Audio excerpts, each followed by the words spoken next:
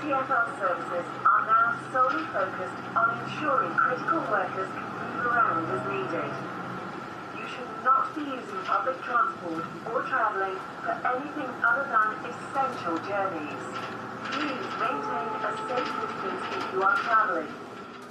No longer just advice on how to battle the virus, but a demand from Number 10. From this evening, I must give the British people a very simple instruction. You must stay at home.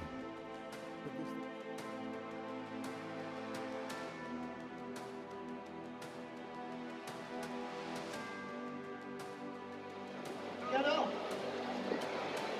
Right, listen everybody. If I get arrested, I have already read out my defence, so don't worry about it. If I get arrested, everybody peacefully go home. I will defend this in court. So do not worry about me. Another day at the pen. You got him. Him. The pen, in detail, started. I don't know if Gazer set it up or it was just a crowd of us. But Gazer is a great activist. He's sometimes called as Gazer Frackman because he won a big battle against the fracking corporation. Because that's my background.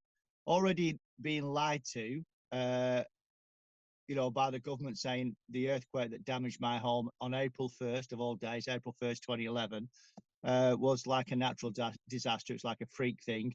Then found out it was called fracking. And then being told it didn't damage my house when clearly I was in it, felt the fracking. So I already knew through the previous, what would have been up to the 2020, previous 9 years, that what the government, their agenda, the corruption of government, what they're willing to do. For me, it was it was an interesting thing to witness. And looking back on it, and then now looking back to today, it's like, wow, what's going on? What do you think? Is it going to change, do you think, anymore? Well, yeah, I just think it was the beginning of it. Right. I just think at the time, it was such a life shift. It literally felt like a life shift. But also every movie that you've been in seemed to just happen that year. And like I said, I'm just going through my footage now. Obviously, I get Facebook, so I'll go through my memories. And it is amazing how quickly I was onto it. I've surprised myself, I'll be honest with you. How is it prohibited?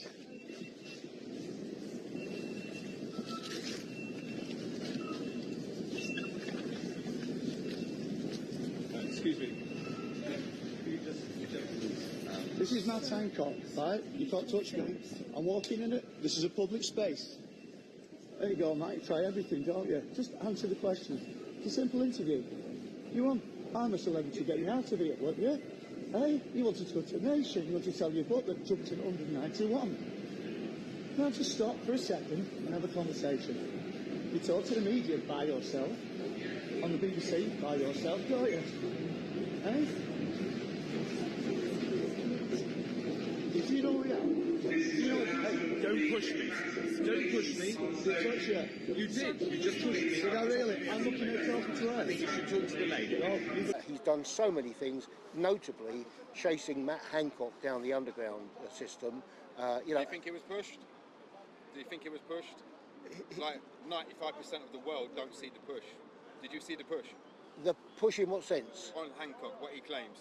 Oh, I don't think so. No, I don't think so. As I think you just illustrated, I think when you look at that film, I don't think I don't think there was any deliberate push at all. There may have been a jostling or something like that, but I don't think there was any deliberate push. No. In fact, I sat through the trials of that Gazer went to.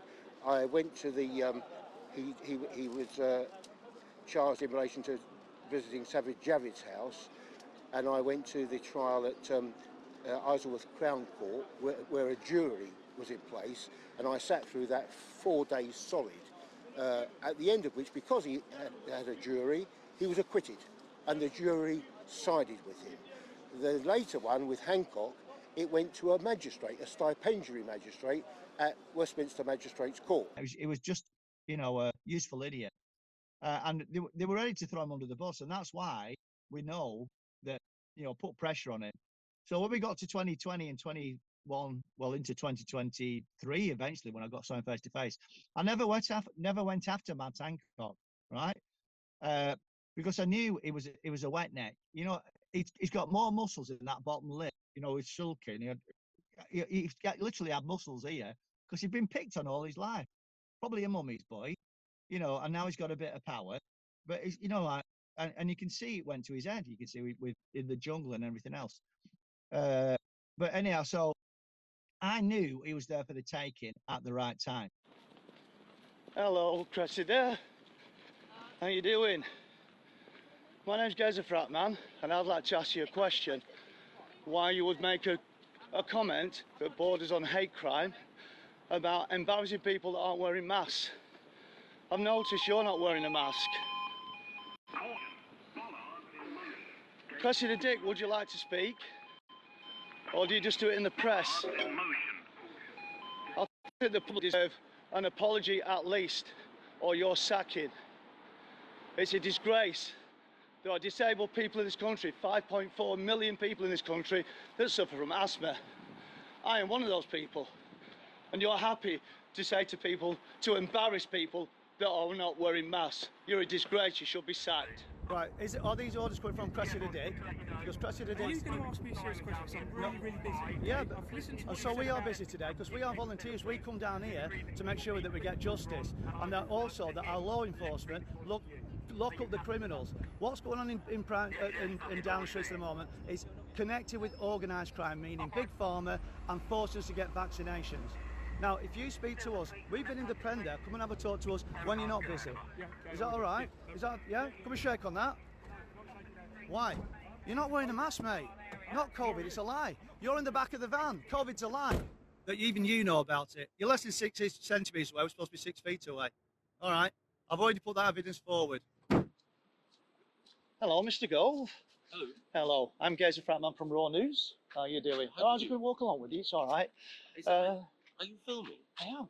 I'd rather you didn't, but it's very kind of you to. Well, I'd rather you know, the Tory party wasn't ruining the country, but, you know, I won't hold that against you if you'd speak to me about what's going on in this country. Well, I've just got to go because I've got to go and see my client. Oh, I've got to go. Gover's just got to go. Yes, yes. Well, some people haven't got families anymore because of what Boris Johnson and the government have done. Well, I do appreciate that it's a very, very difficult time for lots and lots of people. But thank you very much. Well, I'd just like to ask you one or two questions because I think the British public do deserve an answer. Yesterday, I spoke to Mr. Whitty and I followed him to a 39 Victoria Street where I believe that public money is being wasted because down there it was an NHS building and he said it was a private building. So why would the public be paying for a private building when it's the NHS? A private building when it's the NHS. He's quizzing him about privatisation of physical operations, like buildings. NHS. And it was in there this morning. So, well, you were also a Secretary of State, aren't you? Now, I'm over the road. We're going to be there for 24/7. I would love to speak to you. Okay? Thank you. Bye-bye now. All these guys were very good. You know, they've all got agendas of their own, personal agendas, but, you know, I think Gazer's interviews, in inverted commas, attempted interviews with Michael Gove, etc., were hilarious and important. And, you know, I support him very much for that. Various people accuse him of various things, and, you know, I don't care. I'm not that interested in what happened under the campaigns against fracking and so on that he was involved in. But, you know, he made a major contribution to getting the pen going and established. And after he'd gone and Big Si was there and Keith was there, we extended it, had ongoing... Because we'd never seen them before, have we? That was the point. We hadn't seen them before. They just turn up, you know. Yeah. Let's get Boris and Matt Hancock in prison and let the public get back to work again. Yeah!